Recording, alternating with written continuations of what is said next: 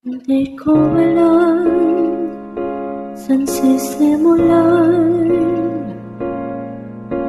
kapag binitawan, magkakalimutan.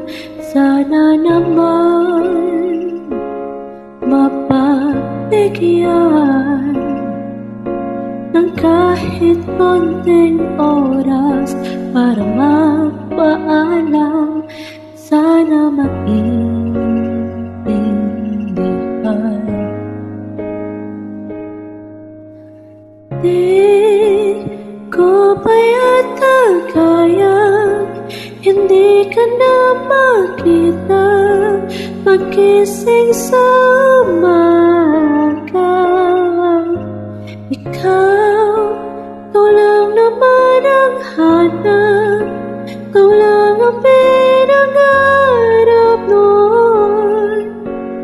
Paano na ngayon? Paano tanggapin wala ka na? Paano at saan